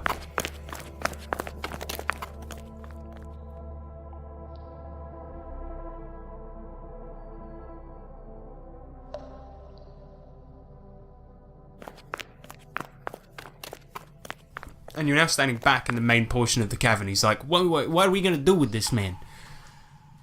If this thing can transport us to the plane of water, well, surely this thing can transport us back to the plane of homeland. That would be nice. But it's only, surely if it's only written about homeland. But it's got the power. Okay, so currently we got 2 chapters in the goddamn book. The plane of water and the 417th level of hell. We leave that one out. Are you from either of these places? No. Well then, shit. We're out of luck. I've got an idea. Yep. If I write about our hometown, we may be able to get back there someday. Got a pen? I do have, some blood. Get a bit grim here, innit? Yeah, but you know how it is in all these magic books. It's always written in blood or pig's blood or semen or effluvia. See, in all rituals, they never just write in goddamn ink, do they? Yeah, I've often wondered that. Always got to go one better, ain't they? Oh, I don't know. I'll write it in cow's pat. Jesus. I know what you mean. No, I mean, I haven't written it in that. Ceremonies, man. It's never simple, is it? No. So, as you read about the plane of water, everything becomes misty. And then it looks like we're going to be transported there. You ready for a trip, boys? Should we? Okay. Not really, no. No. Thing is, Daniel, you breathe underwater. I do, yes, but are you guys any good with that? Can you swim? Actually, I saw how well you did last time you had to swim. You nearly goddamn drowned. Yeah, like I said before, you know, even though I do look like a fish, I'm not too good in the water. It was a sick joke. Can I try and see what the cover of the book says with my read languages? You certainly can. 21. Yeah, you sort of spend some time trying to determine these runes, and you determine that on the front it says the something of planes. Oh, so I can't make this. What one have you out. deciphered? It's the of planes. I don't know what that's. The of planes, strange name for a tome, but The elf planes. No, there's a word in between. I just can't make it out. Okay. Well done. You've done well. Well, thank you. I don't mean to be Captain Bringdown, but what are we gonna be standing here all day sucking our dicks, or are we gonna get on with something? Well, we've got 3 options. No, sorry, 2. Because judging by what that Silver Skull guy said, that poor Daisy, she's probably a cube of beef by now, Oh, and God, yeah. we really gotta get save her. Oh, I missed that save cube of beef. It was Right, so tasty. it's either jump down the black hole, jump off the waterfall, or read the book. Okay, so where is she likely to be? You guys, tell me. Which one are we gonna do? Read the book, down the hole, down the waterfall. I think that it's gone where the skull was. Do you remember how weirdly it directed itself at the hole? So you want to jump down the big black hole? The hole is like it purposely went in there and not towards the original trajectory that I pushed them off. If in. you go down the hole, can I stay here? No. Okay. No, we're all going together, but we've got the book. Let's follow the skull. Let's follow that silver shit. Right. I'll go first then, shall I? Alright, alley-oop. You guys approach the river and jump down the hole, and as you do so, you see the cavern disappear behind you, and you are now in a dark, sweltering cave. The air is extremely hot, still and oppressive. The walls are coal and other dark stones, and the low ceiling seems to go on for miles in every direction. Well, that could have been worse, let's be honest. Just a dank old cave. At least it ain't instant death. But your attention is quickly diverted by the screaming nearby. Oh shit. Looking in that direction, you see the Duke's daughter bound in the midst of a pentagram, while a spindly barbed devil approaches her with a wicked dagger in its hand. And you can see the Silver Skull on the floor as well. Roll initiative. Oh god. Grimald, you are up first. You can see this hideous beast looking at you. It roars. Oi, get away from her. And You she's- nasty looking shit. She's like- False manipulation. So you cast Force Manipulation. Roll spell. So it's a critical failure. You encase yourself in a force bubble. You're encased in it for 3 rounds. Next up is going to be the butler. What the hell have you gone and done now? Done a bubble on myself. Don't look at me, attack him. Right, you are, sir. Yeah, just going to go run up and try and attack. 16. That's going to be a hit. Yeah. Roll damage. 5 damage. You run up and swing your sword at the devil. Yeah. And as you do so, you slash into it and you see this black oozing blood start spilling out of its stomach. The barbed creature looks at you, its eyes glowing, and hisses at you. Loads of phlegm just falls out of its horrible spiny mouth. Ew, that is disgusting. Please don't. Ah, boy. Next up is going to be the Silver Skull. It is going to fling magic missiles at both of you. As it does so, you see these arcane energy bolts fly at you, missing entirely, hitting into the coals on the wall. Then the barbed devil takes an attack, and it is going to go for the butler. It hits, hitting you with a spiked dagger. 3 damage. It stabs you in the shoulder, and you start to bleed uncontrollably. It is really, really painful as it yanks it out. And then you can see some of your blood sort of fly through the air and go into the devil's mouth. Next up is going to be Grim. Give me a strength check to see if you can get out of your bubble. 10. That is going to be a failure. You push against the walls of the bubble. It squeaks, but you cannot get out. Yeah, next up is going to be the butler. I'm going to try and attack again with my short sword. It's 18. 6 damage. You run up and then with your short sword slash at the devil again. You can see that the black ooze comes out again, and this thing appears to be extremely, extremely pissed off as you slice into him.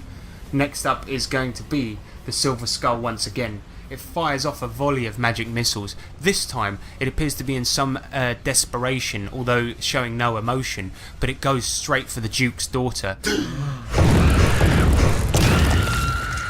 Blasting her, and you can see a load of entrails coming out of her.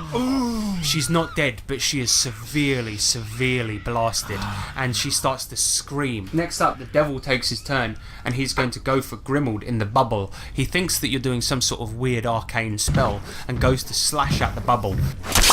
He hits it, and it does burst, but then as he does so, he goes to puke on you. Some sort of weird stuff comes out of his mouth, and it just pours all over you. Thank you. I mean, no. You're going to take 3 damage from the puke. This stuff burns you as it rubs onto your face.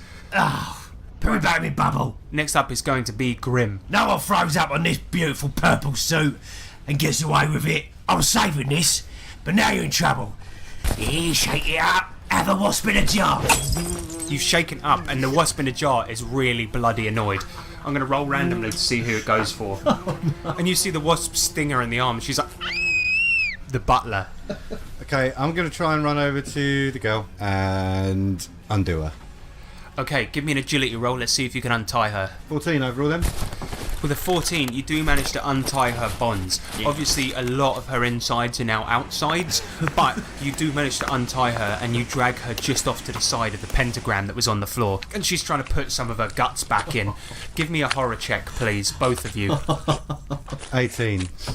6 for Grim. Suddenly, Grimald is overcome by a strange fascination by all of this gore that's on the floor. Oh, look at that. The way them insides have become outsides, quite fascinating. Let me have another look. Next up is going to be the Silver Skull. Okay, he fires off a volley of magic missiles, going for the daughter once again. He blasts her in the face.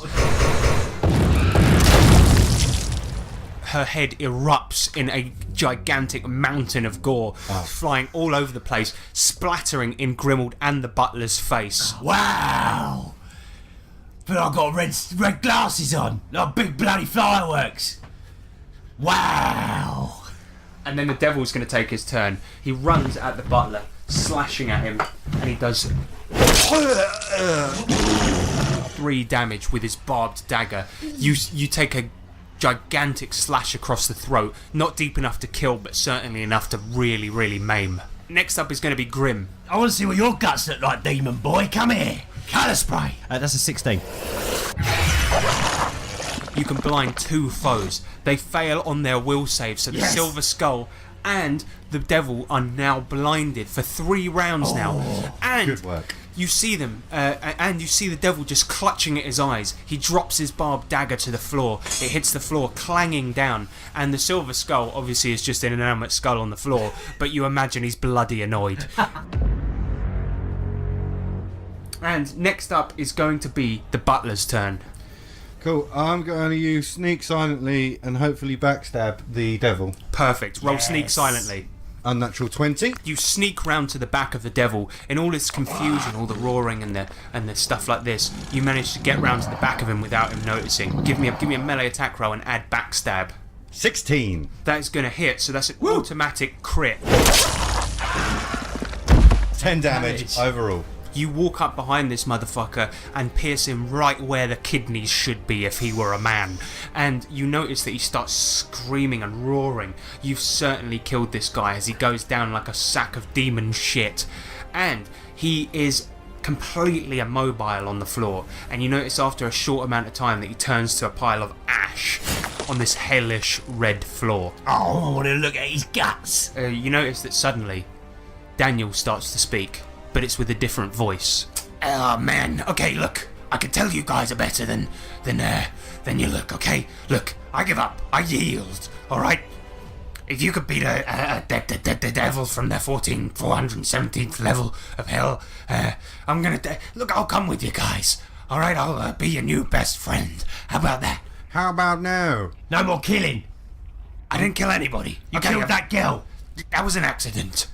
I'm just going to go over. I'm going to just try and break him. I'm going to jump up in the air and try and double foot him. Stamp him. Okay, give me a strength roll. Double foot stamp. 15.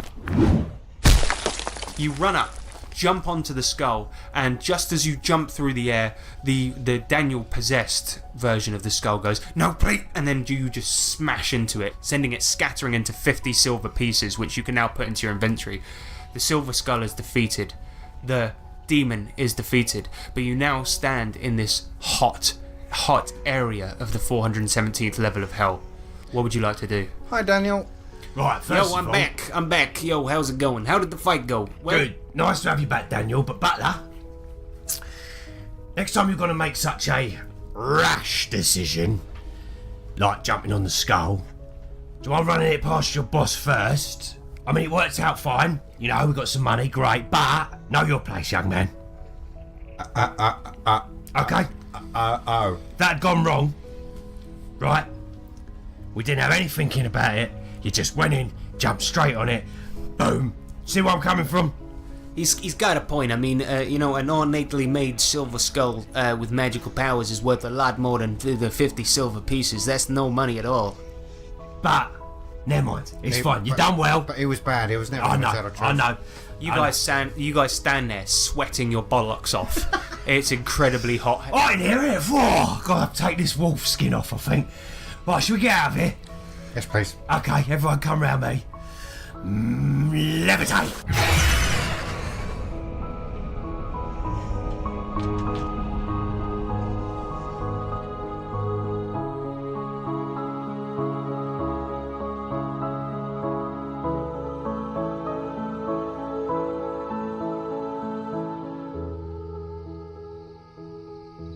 You are now standing back outside and are outside on the fields. Right, who's going to explain to everybody that we've killed the daughter and the Duke? We blame it on the demon. It's fine. Maybe We better bring some evidence back. maybe we can disguise myself as the Duke for a mere few days to get the town not in upheaval. That could work. Maybe we should just avoid going back to town altogether. Should we just Tell you move what, on? That's a better idea. I don't know what I was thinking. I just really wanted to go to the club and eat that food again. Yeah, I did want to go to the club, but I don't want to explain to the townsfolk that we have destroyed all their monarchy. Well, as long as the death isn't approaching them, I think we're good. Yeah, well, let's just hope that flying thing don't return, eh? Yeah. Yeah, sorry about that, town. Well, we did come up trumps, didn't we? Yeah, we still alive, though, aren't we? All right, then, I suppose. Back to square one. Dan, lead the way.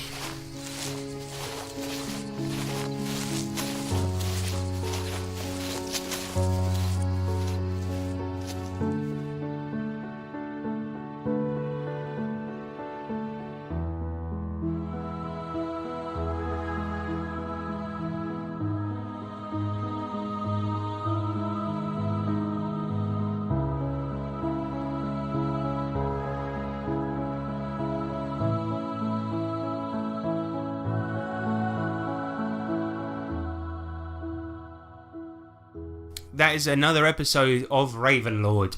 Hey. So that time we actually played a published DCC module that I thought fit really well with the Ravenloft setting. So Corvia is a real place from Ravenloft, but this adventure is the 13th Skull, which is an adventure by Joseph Goodman. Wicked. Yeah. Oh, so you inserted a Yes. DCC into the Ravenloft world. Wicked. Yeah, and it's really, really cool. So that was really I cool. loved it. That was awesome. I loved all the skulls. I'll tell you what. Oh, we've still got a skull as well. We Yeah. kept one. Yeah. I took it so the ritual could never make place, but we've just killed one anyway. I'll tell you what, it's awesome, yeah, because the end of last episode we said how every end of episode is like, oh, I'm petrified, I'm scared. I'll tell you what, I've thoroughly enjoyed this, and I feel happy rather than Butler bossed it. being He done really all, well in all worn out yeah. and scared at the end of You that. were tough. You done really well in that dungeon. Fucking Grim floating around in a bubble. Well, I like the fact that you ended the fight by doing that wicked sneak attack as well. Yeah. The colour spray. The levitate spell came in really handy as I well tell when you you what, made it's that. fucking awesome. Absolutely. Yeah, well, that was cool because that was rolled randomly as well. When I was just making a bunch of random shit to put into the chest, because I thought if those old wolf guys kill adventurers, they'd have a bunch of adventurer course, kids yeah. sitting around, shitting around all over the place. Yeah, that's a really good adventure. What I like that. about it is that when you get down to that crypt below, there's like you can go a bunch of different ways, and that's what I love about DCC. Oh, we got that book ones. as well. Oh my god, we got that. the Book of Planes. Yeah. So yeah, it's pretty cool. I've got One of the funny things about that, a little spoiler, because obviously you're not going to return, but one of the cool things is that there's 2 ways you can get to the top of that tower. You know, the one where you originally found the skull. Yeah. Either the way that you went, where you just bowled through and accidentally landed on the top of it. Yeah. That's like the harder way to get through. Oh, right. Or you can, when you first got to that crypt of tombs, you can go into the 13th coffin, which is what he said originally. Butler went in and went, maybe we should open number 13, That's it, and then you exactly. guys sort of lost track because you were getting attacked, of course. and then you just like, Oh, that takes you to there then. yeah. Well, no, it takes you down to the bottom of the like the caverns. So yeah, you chose a different way, but yeah, Cool. it's a really cool adventure. really I like like that. that. I love their maps as well. If anyone listening, you are fans of DCC. Oh, if you're not accustomed to the art at DCC, then So good. Their maps, they're drawn beautifully, right? Oh. Because there's literally really comprehensive detail, but you just got to look out for it. Yeah. Yeah. It's there. Oh, it's all there. You just got to know what you're looking at. It's fantastic. But yeah, I liked that adventure. I think it had a good horror tint to it. And it Yeah, really that was well, a good so- one. Really enjoyed that. All right, well, thank you very much, everyone, for listening. If you want to contact us, you can do so. We're on tabletoptwats@gmail.com. We're on Google+, although that's sort of dying down now, so we're on MeWe. Yeah, Although just I search. think it's Mew, innit? I think it's Mew, but I like calling it I like MeWe. MeWe better. Yeah. MeWe's better. So just search for Tabletop Twats on there and Or on Facebook. Twitter, of course, at TabletopTwats, and lastly but not leastly, Patreon. Yeah, if you like what we do then and want to see more of these, then please chuck us a few bucks on Patreon, because we had a few characters named after patrons as well, which is Yes. something we do. If you donate to us, so Duke Douglas Sondheim was named after Douglas Sondheim on Patreon, and also Todd and Carson, the 2 guys named after people there, and Zoe was named after Owen Lean, but it was Zoe Lean, but you never asked her full name. oh so- right, Yeah, fair enough. that was so those were all named after our patrons. So yeah, if you want to be a character in the show, then by all means do that. Do that. And even if you don't but want to support us, then just sling us a buck, please. Yeah, Thanks, please Buck. do. We love it. We recycle it back into the show, of course, and then we've got to a level where we're going to start doing more regular online games. Kicking it off this Friday with Cold Warning. You 2 are in there. Yeah, man, we're Oh, playing, yes. and Saturday. we've got a couple of fans in there. So we've got Matt Stark, Jamie Pearson, and Daniel Irwin, who And actually Daryl Cartier. Daryl Cartier. Yeah. So Daniel Irwin is actually one of the patrons. Who's Daniel? Oh the God, Skull. yes, the Skull's playing with us. Yeah. So So with I'd like to record it, but with the players, I don't know if it's going to be recordable. yeah, you're absolutely right. Sorry, I'm just putting my weight of the dice. That's But all yeah. right. So thank you very much for listening, everyone. That is it. Goodbye. Bye.